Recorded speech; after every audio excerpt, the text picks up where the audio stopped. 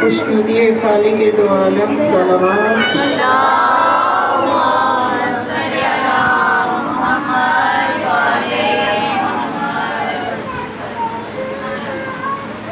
اعوذ باللہ من الشیطان اللعین الرجیم بسم اللہ الرحمن الرحیم الحمد للہ الذی نور قلوبنا بنور الایمان وبصر عیوننا بضوء العرفان ثم الصلاة والسلام على رسول الرحمن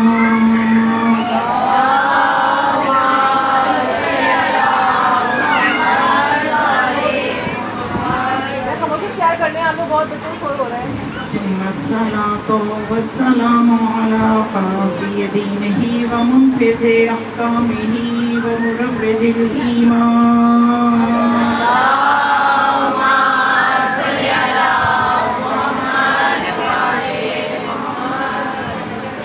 الصلاة والسلام على باقي الأئمة الذين هم أمناء الرحمن بالخصوص على سيدنا ومولانا صاحب العصر والزمان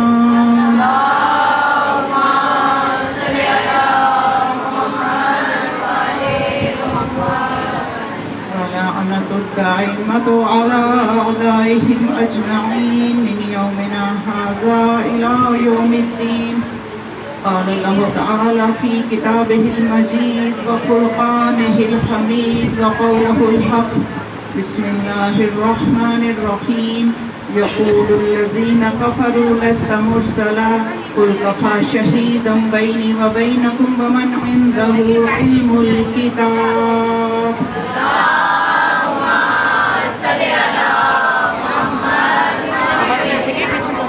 سیٹنگ ہے وہاں کمرے میں چلے ایک سلوات خاموشی کے لیے پڑھیں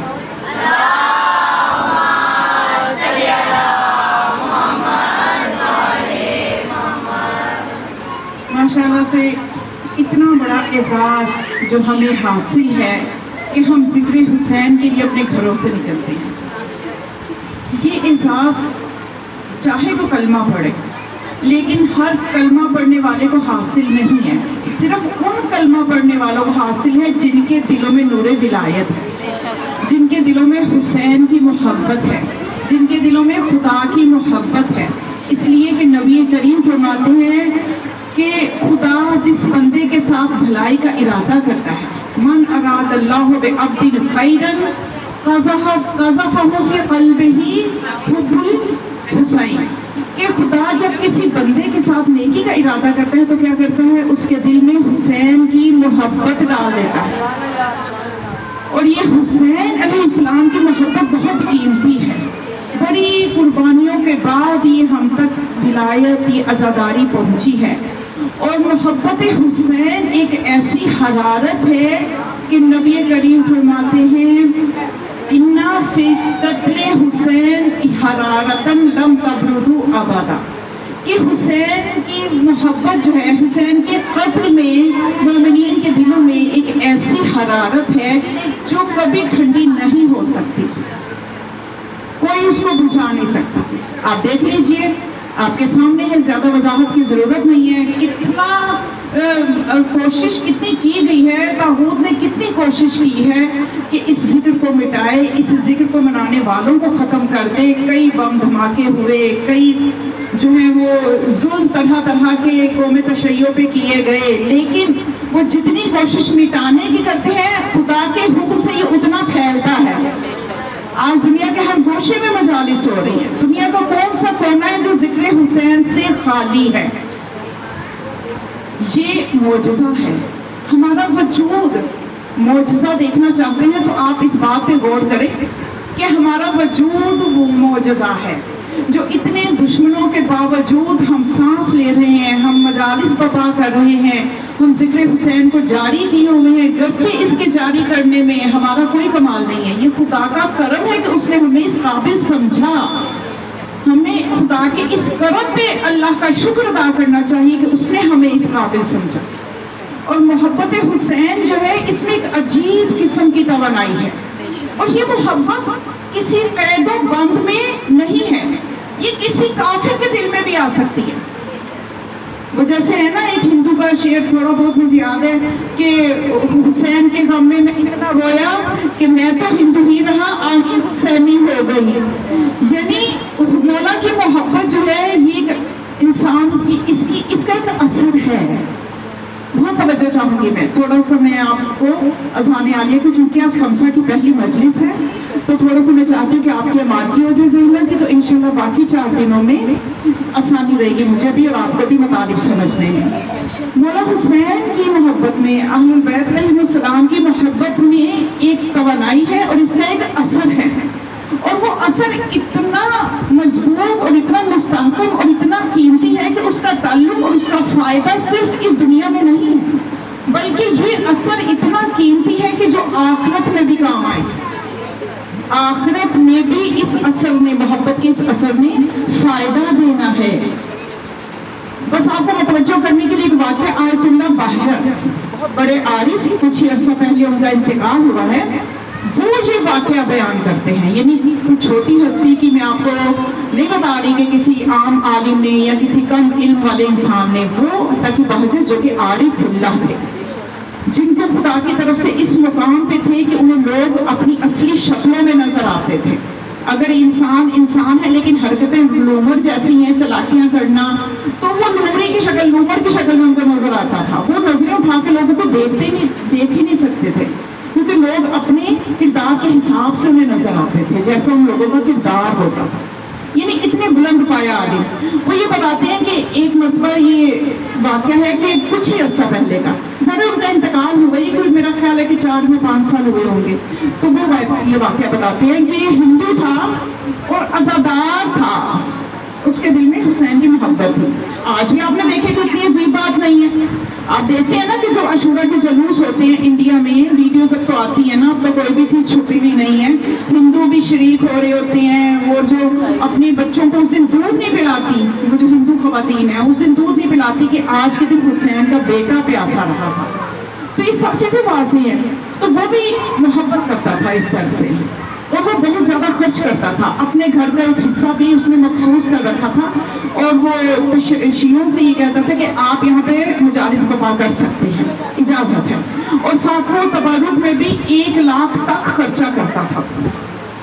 امیر تھا، دولت مند تھا، تو لوگ جو تھے وہ اس سے یہ کہتے تھے کہ تم اتنا خرچ کرتے ہو، اتنی بھی کیا ضرورت ہے خرچ کرنے کی، چلو تم 50,000 روپے تک خرچ کر لیا کرو، 1 لاکھ تم خرچ کرتے ہو۔ تو وہ لوگوں کی باتیں سن کے تھوڑا سا تردد میں آ گیا کہ کیا اب میں آئندہ 50,000 خرچ کروں کہ آئندہ بھی 1 لاکھ ہی خرچ کروں۔ کہ اتنے میں ہوا کہ اس نے ایک نئی فیکٹری لگائی اور لوگوں کو وزٹ کروانے کے لیے وہاں پہ لے گیا، تو وہاں پہ ایک چرخا بہت بڑا کوئی مشینری تھی جو اس نے لگائی، جس میں بہت بڑا پنکھا چل رہا تھا۔ تو وہ جب وزٹ کروا رہا تھا تو اس کا لباس اڑ کے اس میں پھنسا اور اس نے اس کو کھینچ لیا۔ اب یہ جب اس کو کھینچا تو چند ہی لمحے گزرے کہ اس نے اس کو چھوڑ دیا، اندر لپیٹا نہیں، اس کو چھوڑ دیا، جیسے کسی طاقت نے اس کو بچا لیا ہے۔ تو وہ جب اس کو تھوڑی ہوش آئی تو کہنے لگا کہ اب میں 2 لاکھ خرچ کروں گا آزاداری میں، 1 نہیں اب 2 خرچ کروں گا۔ تو لوگوں نے پوچھا یہ تم کیا بات کر رہے تھے؟ جب وہ مکمل ہوش میں آیا تو کہنے لگا کہ ہوا یہ تھا کہ جب مجھے اس بلا نے اپنی طرف کھینچ لیا تھا تو ایک ہستی تھی جس نے میرا دامن پکڑا، جس کے اشارے سے میں فوراً اس مشکل سے نکل آیا۔ میں بہت بڑی مشکل میں تھا کیونکہ اس کو دیکھنے والے اتنے خوفزدہ تھے، تو جو اس عمل سے گزر رہا تھا یقیناً وہ کس خوف کے عالم میں ہوگا ہم تصور بھی نہیں کر سکتے۔ ابھی جیسے آپ نے دیکھا ہے کہ وہ گاڑی ڈوب رہی تھی نا، باپ بیٹی جس میں سوار تھے، تو دیکھنے والے کانوں کو ہاتھ لگا رہے، کئی دن وہ واقعات ایسے ذہن سے نہیں نکلتے، اور جن کی آنکھوں کے سامنے یہ ہوا تو وہ جس کے ساتھ ہوا، تو وہ جب اس کو باہر پھینک دیا نا، تو پھر اس نے بتایا کہ مجھے ایک شخصیت نے بچایا۔ تو جب وہ جانے لگی تو میں نے پوچھا آپ کون ہے جو میرے محسن ہیں؟ تو فرمایا میں وہی حسین ابن علی ہوں جس کی مجالس میں تم 1 لاکھ خرچ کرتے ہو۔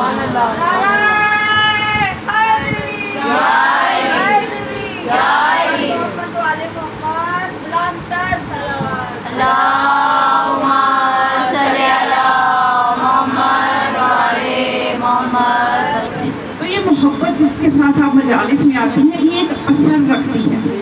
اور آخرت میں بھی یہ روایات سے ثابت ہے کہ ایسے لوگ جو خدا تک تو نہیں پہنچے لیکن حسین تک پہنچ گئے ہیں تو جہنم میں ظاہر ہے ان کا عقیدہ تو ٹھیک نہیں ہے لیکن وہ جہنم میں جب جائیں گے تو جو یہ محبت رکھنے والے ہیں ان کے لیے جہنم کچھ اور طرح کی ہوگی اور جو محبت کو بالکل پہچان نہیں سکے اس طرف نہیں آ سکے ان کے لیے جو جہنم ہوگی وہ اور طرح کی ہوگی.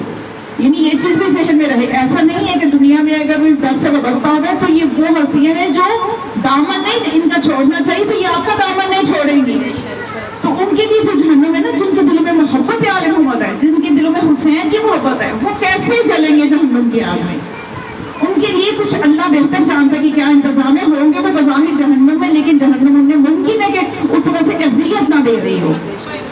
کیونکہ مولا حسین کے روزے کا خاص یہ ہے نا کہ جو وہاں پہ زیارت کر آتا ہے ایک مرتبہ اس کے جسم کو آگ نہیں چھوتی, آگ اس کو جلا نہیں سکتی.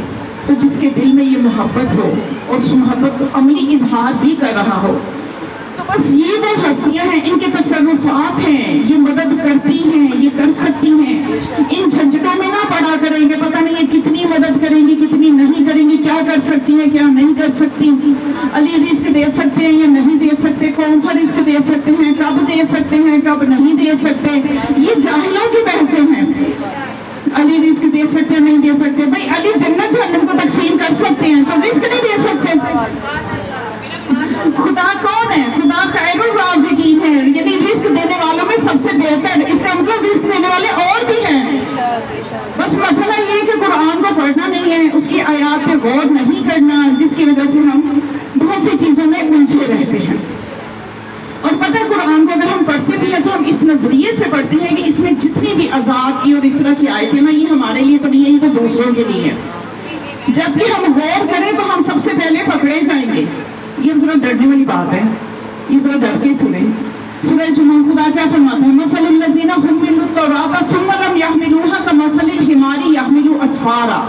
خدا فرماتا ہے کہ یہ یہودی لوگ کہ جو تورات کو اٹھائے تو ہوئے ہیں یعنی تورات کا بوجھ تو ان کے اوپر ہے لیکن یہ تورات کے جو ہے اصول تورات کا جو علم ہے اس پر عمل نہیں کرتے تو ان کی مثال گدھے کی سی مثال ہے. اب ہم سب بڑے خوش ہو جاتے ہیں سب مسلمان بڑے خوش ہو جاتے ہیں بھائی یہاں یہودی کو گدھے کہا گیا ہے اور یہودی اس بات پہ بڑا بولتے ہیں اس بات پہ بڑا غصہ ہے جب کبھی کسی یہودی کا مسلمان سے کبھی کوئی مناظرہ ہو تو وہ یہ بات کرتے ہیں ہم آپ کے قرآن کو کیا کریں اس میں ہمیں ایک گدھا کہا گیا ہے. تو خدا نے تو کہنا ہے بھائی آپ لوگوں کے پاس توریت ہے توریت یعنی اللہ کی دی ہوئی کتاب ہے اور اس پہ آپ عمل نہیں کرتے تو خدا نے کہا پھر ان کی مثال گدھے کی سی مثال ہے. ہم تو یہاں تک سمجھ کے بڑے خوش ہو جاتے ہیں. تو ذرا یہ سوچیں کہ توریت اللہ کی کتاب ہے لیکن اب چونکہ وہ بدلی جا چکی ہے لیکن ساری آسمانی کتابوں کی سردار قرآن مجید ہے. جو توریت پہ عمل نہ کرے وہ گدھا ہے تو جو قرآن پہ عمل نہ کرے آگے بھی تو سوچا کرے نا تو اس کو پھر کیا ہونا چاہیے اس کو پھر خدا کیا کہے گا. تو ہم اتنی آیت پڑھ کے تو خوش ہو جاتے ہیں کہ بھائی جو توریت پہ عمل نہیں کرتا دیکھو جی یہودیوں کو خدا کہتی ہے. تو اپنی فکر بھی ہم کر لیں کہ اگر ہم قرآن نہ کھولیں گے قرآن نہ پڑھیں گے اس کے مفاہیم کے لیے وقت نہیں نکالیں گے تو یہ ہمارا ہی نقصان ہے اس میں. اس لیے ہمیں کیا کرنا چاہیے قرآن کے لیے وقت نکالنا چاہیے. اور خاص طور پہ ہم جب مکتب تشیع سے تعلق میں رکھا اب زیادہ ہی ڈر گئے ہیں پتہ نہیں اب اس چکر میں ہوں گے کہ واقعی ہمیں کیا ہونا چاہیے.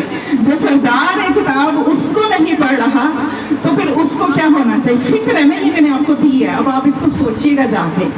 تو کوشش کریں کہ روزانہ کی 5 آیتیں ترجمے کے ساتھ پڑھیں. کوئی زیادہ نہیں 24 گھنٹے میں سے آپ 10 منٹ قرآن کو دے دیں.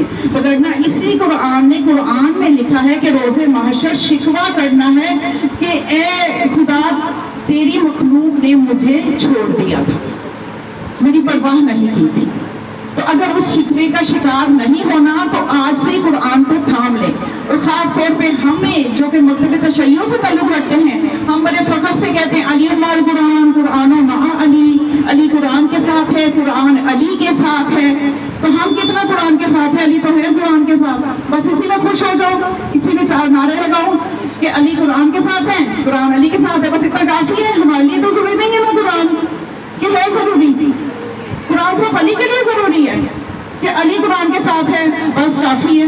نہیں، علی تو قرآن کے ساتھ ہے، وہ تو وارث قرآن ہے، وہ تو ناطق قرآن ہے، انہوں نے جو قرآن پڑھ کے دکھایا، انہوں نے جو تلاوتیں کی، انہوں نے جو پوری شب قرآن کی تلاوت کی، اور مولا حسین نے جو قرآن کی تلاوت کے لیے ایک شب مانگ لی، تو یہ سارا کچھ ہمارے لیے تھا کہ دیکھو ہماری سیرت کو دیکھو، کون سی چیزیں ہیں جو آپ کو، ہماری سیرت جو ہے تمہارے لیے نمونہ عمل ہے۔ صرف یہیں پہ خوش نہ ہو جانا کہ مجلس میں یہ ذکر کرتے ہمارے آئمہ اتنے عبادت گزار تھے، ایک شب میں 1000 رکعت پڑھتے تھے، بھئی وہ 1000 پڑھتے تھے، آپ 17 بھی پڑھتے ہیں کہ نہیں؟ آپ کم از کم 17 تو خوشبو قبول سے پڑھ لیں، تاکہ ہم روز محشر ان ہستیوں کا کوئی سامنا تو کر سکے، کوئی بات تو کر سکے، ایسا نہ کہ ہم شرمندہ ہو جائیں۔ تو یہی وہ فکر ہے عزاداری میں جو ہمیں ملتی ہے، اس منبر سے یہی فکر ہے جو فرش عزا سے ملنی ہے، کیونکہ یہ فرش عزا کیا ہے؟ اصل میں یہ ہمیں ایک تربیت گاہ ملی ہوئی ہے۔ اب ہم نے پتہ نہیں اس کو کیا بنا دیا، ہمیں یہ قوم کو ایک جگہ جمع کرنے کے لیے، متحد کرنے کے لیے اور تربیت کرنے کے لیے کہ قوم ایک جگہ رہے، ایک پرچم تلے رہے، لیکن یہی عزاداری ہے، لیکن قوم بٹ رہی ہے۔ قوم بٹ رہی ہے، کیوں بٹ رہی ہے؟ اس لیے بٹ رہی ہے کہ یہ جو عزاداری تھی نا، اسلام ایک درخت ہے، میں یہ پیغام مختلف جگہ پر دے چکی ہوں، اسلام ایک درخت ہے، اس کی جڑیں جو ہیں وہ اصول دین ہیں، اس کی شاخیں جو ہیں وہ فروعات دین ہیں، نماز روزہ عبادت اس کی شاخیں ہیں، تب یہ اسلام کا درخت وجود میں آتا ہے۔ اور ان جڑوں کو جو پانی دیا جاتا ہے، عزاداری میں پانی ہے، وہ آب حیات ہے جو اسلام کی جڑوں کو دیا جاتا ہے۔ اب یہ آب حیات دیں گے تو درخت تناور ہوگا، اگر مردہ پانی دیں گے تو درخت کیا ہو جائے گا؟ مرجھا جائے گا، یا پھل نہیں دے گا، یا دے گا بھی تو اس کا پھل میٹھا نہیں ہوگا۔ تو یہ عزاداری وہ آب حیات ہے جو اسلام کے درخت کو دیا جانا ہے۔ اب یہ ہم پہ ہے کہ ہم کس قسم کا پانی دے رہے ہیں۔ اگر تو پانی صاف شفاف ہے تو پھر تو ہمیں رزلٹ ایسا نظر آنا چاہیے کہ ایک عقیدہ، ایک عمل، اور وہ نمازی کہ جو کئی گھنٹے صفحے ماتم میں تو نظر آئے لیکن 5 منٹ مصلی پہ نہ نظر آئے، تو اس کا مطلب پانی صحیح نہیں دیا جا رہا۔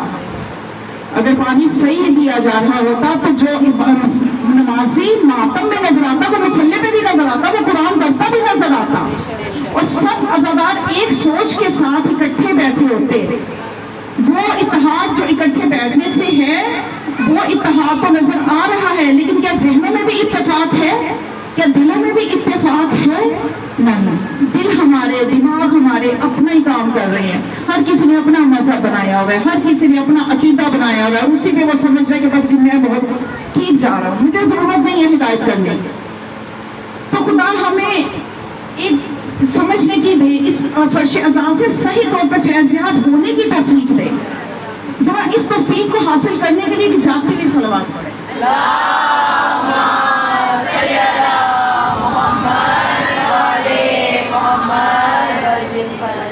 اس لیے اللہ تعالیٰ نے اس قرآن کی طرف لوگوں کو رکھنے کے لیے کہ لوگ اس قرآن سے جدا نہ ہو جائیں، خدا کی ایک حکمت میں آپ کو بتاتی ہوں، بڑی توجہ چاہوں گی۔ اگر آپ سو نہیں رہی ہیں تو مجھے لگتا ہے کہ 2-3 جگہ مجلس سے جو سن کے آئے ہیں نا، وہ تو شاید تھوڑے تھک گئے ہیں اور وہ ان کا نظر آ رہا ہے مجھے، لیکن جن کی پہلی مجلس ہے وہ ذرا ایکٹیو ہے، کوشش کریں کہ تھوڑا سا مجھے بھی سن لیں، کیونکہ میں یہ چاہتی ہوں کہ آپ کو وہ حکمت ایک میں بتانا چاہتی ہوں کہ خدا نے اپنی طرف سے کیا انتظام کیا کہ میری مخلوق قرآن سے جڑ جائے۔ اس نے انتظام یہ کیا کہ اب آپ دیکھیں قرآن میں مولا کائنات امیر المؤمنین علی بن ابی طالب علیہ السلام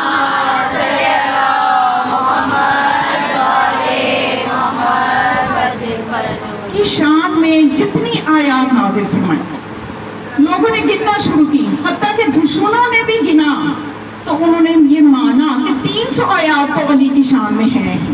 ہم تو کہتے ہیں نا کہ پورا قرآن ہی کا سیدھا ہے، کیا گننے بیٹھے ہوئے ہو، کہاں تک گنو گے؟ یہ پورا قرآن انہی کی شان میں نازل ہوا ہے، یہ جو کرتے ہیں وہ قرآن بنتا ہے، جو قرآن کہتے ہیں وہ یہ کرتے ہیں۔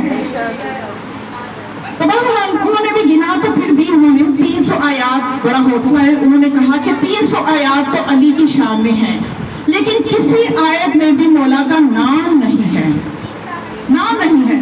جیسا کہ آیت میں نے آپ کے سامنے سورہ رعد کی آیت نمبر 43 کی تلاوت کی، تو اس میں میں نے آپ نے سنا کفا باللہ شہیدن بینی و بینکم ومن عندہ علم الکتاب، اے رسول تیری نبوت کی گواہی کے لیے کافی ہے جس کے پاس پوری کتاب کا علم ہے۔ اب یہ مولا کا نام نہیں ہے، لیکن نشانی خدا نے ایسی دے دی کہ روایتوں کی فیکٹریاں بھی لگی تو کوئی کسی اور کا نام نہ لکھ سکا، سب نے لکھا یہاں علی ہی مراد ہے، کہ جس کے پاس ساری کتاب کا علم ہے۔ روایات موجود ہیں مسلک اہل سنت کی کتابوں میں، جتنی روایتیں آپ کو مسلک اہل سنت سے چاہیے ہم سے رابطہ کر سکتے ہیں، میں آپ کو نام بتاؤں گی، کتابوں کے آپ جا کے دیکھ لینا۔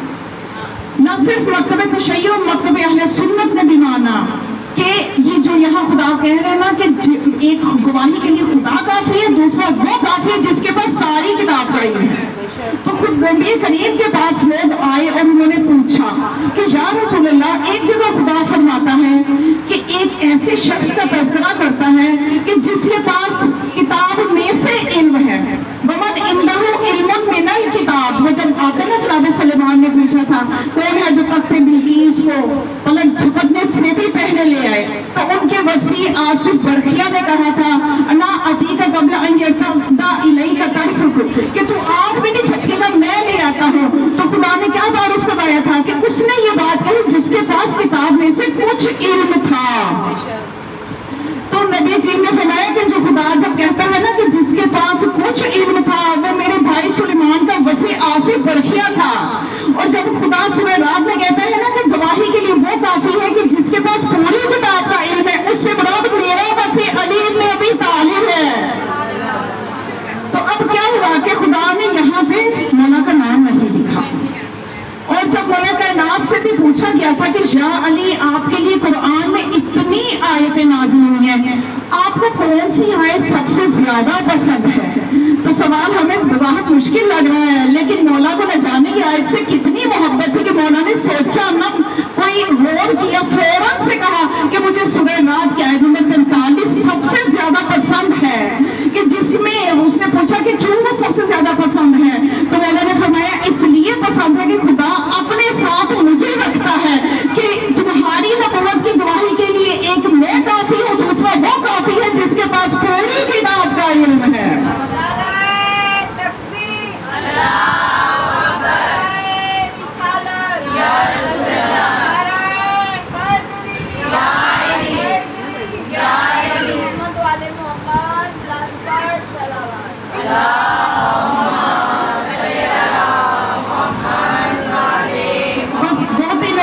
سہارا لینے اور آپ کو نتیجہ دینا۔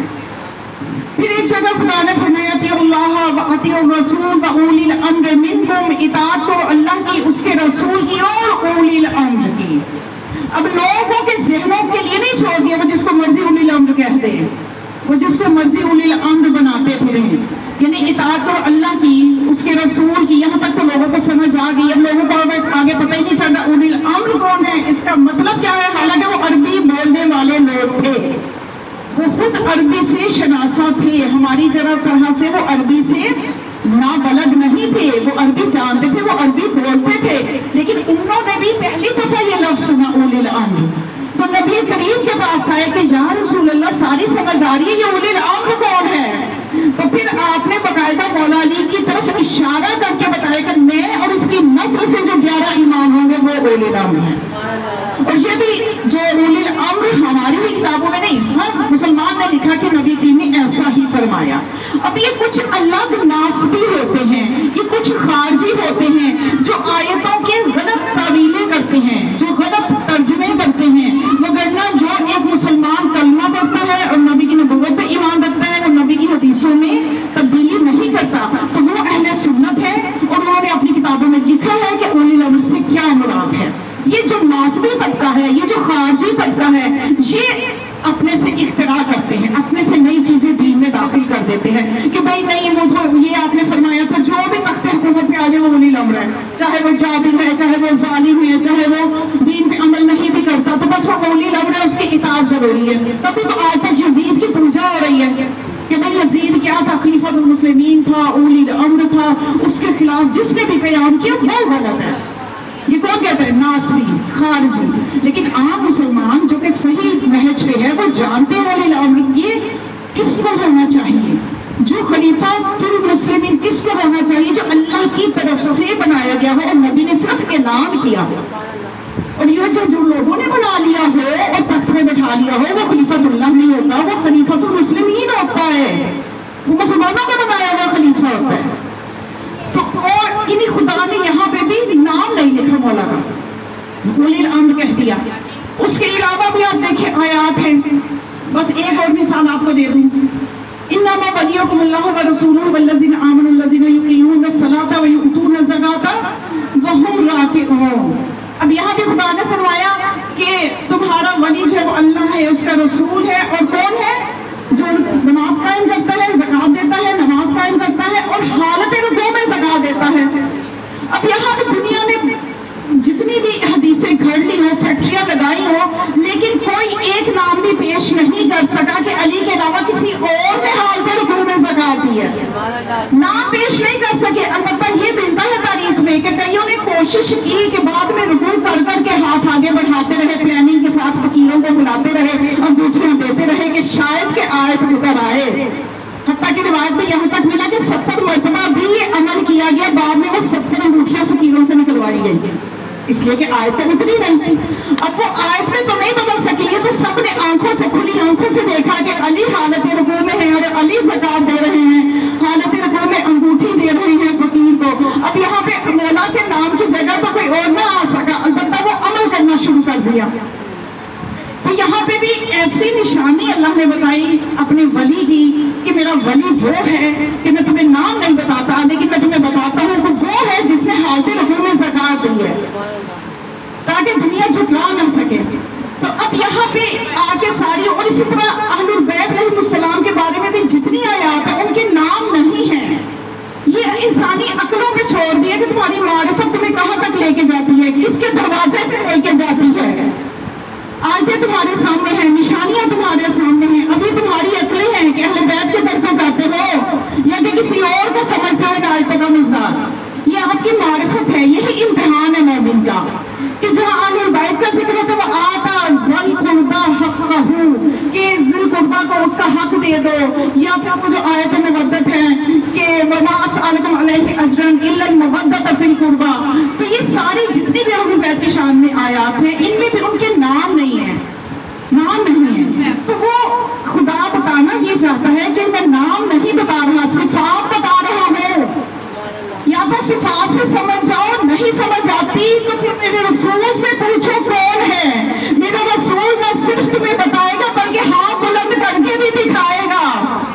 تو اس لیے روایات میں ملا کہ رسول خدا نے کبھی بھی علی کا صرف نام لے کر ہی اشارہ کر کے، کندھا پکڑ کے، بازو بلند کر کے ہر موقع پہ مختلف انداز سے تعارف کروایا کہ اگر مجھ رسول سے پوچھتے ہو یہ پورا قرآن علی کا قصیدہ ہے.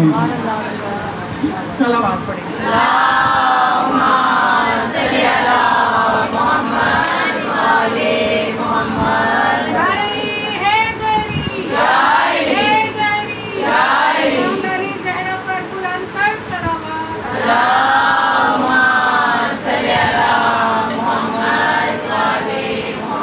یہ حکمت یہ تھی کہ خدا صفات بتائے گا اور نبی تعارف کروائیں گے تاکہ قرآن کو سمجھنے کے لیے اہل البیت کے ساتھ متمسک رہنا پڑے.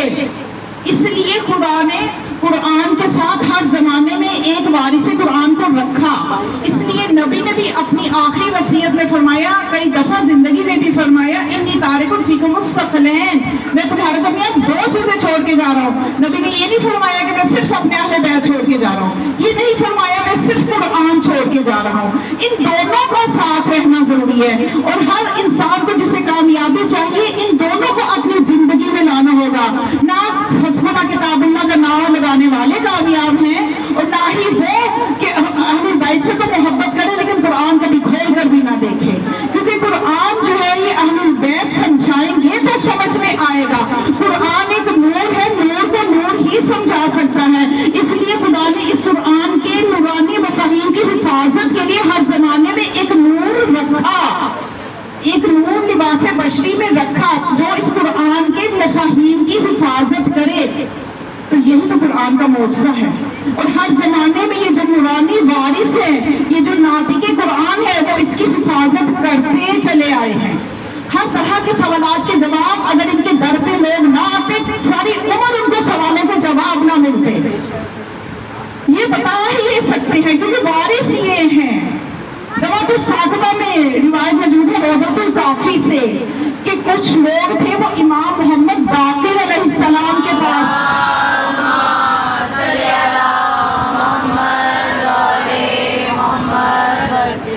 ان کے پاس آئے اور آ کے کہتے ہیں کہ یبنا رسول اللہ، بس یہ سنیں گا، بڑی خوبصورت بات ہے جو میں آپ کو ہدیہ کریں گے۔ آپ کی بس توجہ کو دیکھ کے گرچہ میں سونے والی چہروں کو اگنور کر رہی ہوں، میں نہیں دیکھ رہی، میں صرف ان چہروں کو دیکھ رہی ہوں جو سن رہی ہیں اور ہنس رہے ہیں اور بیدار ہیں۔ تو نبی کریم کے پاس آئے اور امام باقر علیہ السلام کے پاس آئے، آ کے کہتے ہیں یبنا رسول اللہ، کیا حسنین علیہ السلام رسول اللہ کے صلبی بیٹے ہیں؟ تو آپ نے فرمایا بالکل، اس میں کوئی شک نہیں ہے۔ تو وہ کہنے لگے کہ نہیں، کچھ لوگ انکار کرتے ہیں لیکن ہم ان کو دلیل دیتے ہیں۔ اب یہ دیکھیے، ایک بندہ جو خاکی ہے وہ قرآن سے کیا دلیل دے گا، اور جو وارثان قرآن ہے ان کی دلیل کیا ہے؟ تو کہتے ہیں کہ ہم ان کو دلیل دیتے ہیں۔ مولانا نے فرمایا آپ کیا دلیل دیتے ہیں؟ تو وہ کہتے ہیں ہم ان کو دلیل یہ دیتے ہیں کہ جس طرح سے حضرت عیسیٰ انبیاء کی لسٹ میں آ گئے تو وہ ماں کی طرف سے آئے تھے، تو اسی طرح سے حسنین جو ہیں یہ بھی صلبی بیٹے ہیں۔ پھر ہم اس کے علاوہ بھی ایک دلیل دیتے ہیں۔ مولانا نے پوچھا وہ کون سی دلیل دیتے ہو؟ وہ کہتے ہیں ہم سورہ وہ جو ہم آیت مباہلہ ہے وہ پڑھ کے سناتے ہیں کہ وہاں پہ بیٹوں کی جگہ پہ جو تھا وہ حسنین گئے تھے، تو اس لیے رسول اللہ کے بیٹے ہیں۔ لیکن وہ کہتے ہیں کہ ہاں بیٹے تو ہیں لیکن صلبی نہیں ہیں، وہ انکار کر دیتے ہیں۔ تو پھر مولا نے فرمایا سنو، آج میں تمہیں قرآن سے ایسی آیت پڑھ کے سناتا ہوں، میں تمہیں ایسی دلیل دیتا ہوں کہ اس کے بعد وہ بول نہیں سکیں گے۔ تو انہوں نے کہا یبنا رسول اللہ، آپ ہمیں ضرور وہ دلیل بتائی۔ تو مولا نے پھر قرآن سے وہ آیت پڑھی جس میں خدا حرام رشتوں کے بارے میں بتاتا ہے کہ جن سے تمہارا نکاح حرام ہے، تو خدا کہتا ہے کہ اے مومنو تمہارے لیے حرام ہے تمہاری مائیں، تمہاری بہنیں، تمہاری بیٹیاں، اور وہاں پر اس آیت میں خدا کہتا ہے تمہارے بیٹوں کی بیویاں، یعنی تمہارے صلبی بیٹوں کی بیویاں بھی تمہارے لیے حرام ہے۔ یعنی دوسرے لفظوں میں کوئی سسا باپ کی طرح ہو جاتا ہے نا بہو کے لیے، محرم رشتہ ہو جاتا ہے۔ تو یہی بات مولا فرما رہے ہیں کہ تمہارے صلبی بیٹوں کی بیویاں بھی تمہارے لیے حرام ہیں۔ تو پھر مولا نے پوچھا ان سے جا کے پوچھنا اگر رسول اللہ آج موجود ہو تو وہ کیا حسنین میں سے کسی کی بیوی سے نکاح کر سکتے ہیں؟ اگر وہ کہیں گے کہ ہاں تو وہ کافر ہو جائیں گے، اس لیے کہ وہ آیت الہی کا انکار کر رہے ہیں، اور اگر وہ کہیں گے کہ نہیں تو پھر مان جاؤ کہ حسنین صلبی بیٹے ہیں۔ یہ وہ دلیل ہے جو وارث قرآن نے دی، یہ ہے وارثان قرآن، یہ ہے ناطق قرآن، کہ ہر زمانے میں اللہ نے قرآن کے ساتھ ان کے وجود بابرکت کو رکھا تاکہ اس قرآن سے ہدایت صحیح طور سے لی جا سکے۔ دنیا کی جو ہے عقلیں ان کے حوالے قرآن کو نہیں کیا، وہ جو مرضی ترجمے کرتے پھرے تو جو مرضی تفسیریں بیان کرتے پھرے۔ تو بس مومنات، مجالس کا مقصد یہ ہے کہ یہاں پہ اللہ کا ذکر ہوتا ہے، یہاں پہ قرآن کا ذکر ہوتا ہے، آیتیں پڑھی جاتی ہیں، اور معصوم فرماتے ہیں کہ جب آپ کسی ایسی محفل میں ہوتے ہو جہاں پہ اللہ کا ذکر ہو، اور جب آپ اس محفل سے اٹھ کے جاتے ہیں تو آپ کے سارے گناہ بخشے جاتے ہیں۔ یہ سوچئے کتنا بڑا فیض ہے اس فرش عزا کا، ہمیں اس کا اندازہ نہیں ہے کہ جب ہم یہاں سے اٹھ کے جاتے ہیں تو ہمارا نامہ اعمال نئے سرے سے شروع ہوتا ہے، اور ہمیں کیا چاہیے اس در سے، جب ہمیں زندگی اتنا موقع دیتی ہے کہ ہم اپنا نامہ اعمال دوبارہ سے شروع کر سکتے ہیں۔ اتنا بڑا اجر و ثواب کسی اور محفل کا ہو سکتا ہے، دنیا کی کسی اور مجلس کا ہو سکتا ہے سوائے مجلس حسین۔ تو بس مومنات، عزاداران حسین، عزاداران سید زہرا، ایک یہ بھی مجلس ہے کہ ہم آرام سے میں سب کچھ بیان کر سکتی ہوں، آپ سن رہی ہیں، آرام دہ ماحول ہے، سکون سے بیٹھ کے سن رہی ہیں۔ ایک وہ مجلس تھی جو کوفہ و شام کے بازاروں میں ہوتی رہی۔ آپ عزاداران ایسی ہیں، میں جو مولا کی فضیلت بیان کروں آپ خوش ہوتی ہیں، صلوات پڑھتی ہیں، لیکن کوفہ و شام کے بازاروں میں جب سید سجاد، جب علی کی بیٹیاں یہ مجلس پڑھتی تھیں تو ان پہ پتھر برسائے جاتے تھے، اور یہ مجلس کس طرح کس حال میں وہ بیبیاں پڑھ رہی تھیں، رسول زادیاں، یہ مجلس کس طرح سے یہ عزاداری آج تو ہم اچھے ماحول میں کر رہے ہیں نا.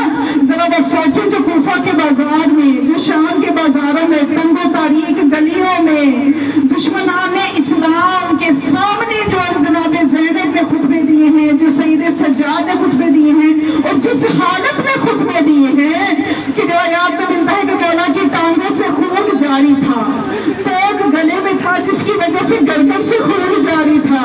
ان حالات میں بھی انہوں نے اپنے مقصد کو نہیں پیچھے ڈالا، انہوں نے اپنے مقصد کو فراموش نہیں کیا، حتیٰ کہ کوفہ کے بازاروں سے گزرتے ہوئے جب، اور یہ کوفہ کا وہ بازار ہے اور یہ کوفہ وہ شہر ہے کہ جہاں کی شہزادی رہ چکی ہے زینب، کہ جہاں پہ علی کی بیٹیاں، جب مولا علی نے کوفہ کو اپنا دارالخلافہ بنایا تھا اور تقریباً 5 سال آپ یہاں پہ خلیفۃ الاسلام کے طور پہ یہاں کام کرتے رہے، یہاں آپ موجود رہے، تو جناب زینب اس دور میں اپنے بابا کا رائٹ ہینڈ کے طور پہ آپ جو کوفہ کی عورتیں تھیں ان کو تعلیم دیتی تھی، ان کو تدریس کرتی تھی، ان کو اسلام سکھاتی تھی، ان کو عقائد اور احکام سکھاتی تھی. وہ زینب جو کل یہاں خواتین کی استاد تھی آج قیدی بن کے لائی جا رہی ہے. یہاں تک کہ میں نے دیکھا روایت میں کہ جب 11 محرم گزری کہ جو شام غریبہ کے بعد جو اگلا دن آیا نا، کہ شام غریبہ کے تو مسائب آپ سنتی آئی ہیں نا، لیکن یہ شام غریبہ کے بعد جو یہ دن آیا ہے نا، یہ روز غریبہ ہے کہ یہ آج کا دن ابھی بھی جب 11 محرم بھی آ گئی لیکن اہل بیت کی ظاہر ہے کہ ابھی زخم تازہ ہیں، عزیزوں کی لاشیں سامنے پہ گورو کفن ہیں اس عالم میں، اور بیویوں کو بے اجابہ اونٹوں پہ سوار کر کے جب کربلا سے کوفہ لے جایا جانے لگا تو شام کی اذان ہوئی تو یہ قافلہ جو تھا کوفہ کے دروازے پہ پہنچ گیا. یوں سمجھے کہ 11 محرم کا پورا دن گزر کے تو جو شام آئی تو یہ قافلہ اب کوفہ کے دروازے پہ تھا. لیکن اس وقت بھی ابھی قیدیوں کو اندر اجازت نہیں دی جا رہی. کوفہ کے باہر خیمے لگا لیے، جو اشقیاء کے فوجی ہیں وہ خیمے میں آرام کرنے لگے، ان کے لیے طرح طرح کے کھانے آئے، ان کو کھانے پیش کیے جانے لگے کہ انہوں نے سارا دن جنگ کی ہے اور آل رسول کے لیے کوئی خیمے نہیں تھے. آپ مکتب کی کتابیں اٹھا کے دیکھیے، آل رسول کے لیے کوئی خیمے نہیں ہے. وہیں پہ کربلا کی تپتی ریت کے خیموں کے باہر بیویوں کو بٹھا دیا گیا، سید سجاد بھی وہیں پہ بیٹھے ہوئے ہیں، اور جو لائن ہے، جو اشقیاء ہے وہ خیموں کے اندر ہے، اور طرح طرح کے لوازمات اس کو وہ کھا پی رہے ہیں، لیکن آل رسول کے لیے کچھ بھی موجود نہیں ہے. یہ صبر کا امتحان ہے جو آل رسول دے رہے ہیں. یہاں تک کہ یہ حکم آیا ابن زیاد کا کہ صبح داخل کیا جائے، ابھی کوفہ کو سجایا جائے گا، ابھی تاکہ کوفہ کی عوام نیند سے بیدار ہو اور اچھی طرح سے، میں الفاظ کیسے بیان کروں، تماشا دیکھ سکے نبی زادیوں کا، آل رسول کی حکمت کو کمال ہوتا دیکھ سکے. اور جب اگلی 12 کی صبح ہوئی، قافلے کو داخل کیا گیا، کوفہ کے بازار میں یہ قافلہ داخل ہوا تو ایک مستری مصائب آل محمد میں موجود ہے کہ محمد بن سلمان مسلم جو ہے یہ مستری تھا، ابن زیاد کے دربار کی کچھ مرمت کا کام کر رہا تھا. کہہ رہا تھا کہ میں مرمت کا کام کر رہا تھا کہ ایک مرتبہ تبل بجنے کی آوازیں آئیں. ابھی ہم صرف ان چیزوں کو تصور کر سکتے ہیں لیکن مکمل طور پہ تصور بھی نہیں کر سکتے وہ حقیقی حالات کیا تھے. باجے بجنے کی آوازیں آئیں. میں کہوں گی ملعونہ یہ تو سوچو یہ وہ پاکیزہ ہستیاں ہیں کہ جن کے گھر میں قرآن اترا ہے، جنہوں نے دنیا کو تہذیب سکھائی ہے، آج کس عالم میں ان کو دربار میں داخل کرنا چاہتے ہو. تبل بجائے جا رہے ہیں، ڈھول بجائے جا رہے ہیں. تو کہتے ہیں کہ میں نے پوچھا کہ کس قسم کا شور ہے تو مجھے بتایا گیا، کہتے ہیں میں مرمت کا کام کر رہا تھا دیوار پہ تو مجھے بتایا گیا کہ ایک خارجی ہے جس نے یزید کے خلاف خروج کیے، یہ اس کے اہل خانہ ہے جن کو قیدی بنا کے لایا گیا ہے. کہتے میں دیکھنے لگا کہ کون سا خارجی ہے اور کون سے اہل خانہ ہے. تو کہتے میں نے دیکھا کہ آگے آگے ایک ایسی فاروق شخصیت ہے، سید سجاد کو دیکھا، یہ اس گھر کا عاشق تھا، یہ پہچان گیا. اور ایک مرتبہ کہتے میں نے جو نورانی چہرے پہ نگاہ ڈالی پہلے تو پہچانا ہی نہ گیا، جب میں نے غور سے دیکھا یہ تو میرے آقا سید سجاد ہے، یہ تو حسین کے وارث سجاد ہے. یہ کس حالت میں لائے جا رہے ہیں؟ ایک جامع اونٹ پہ سوار ہے،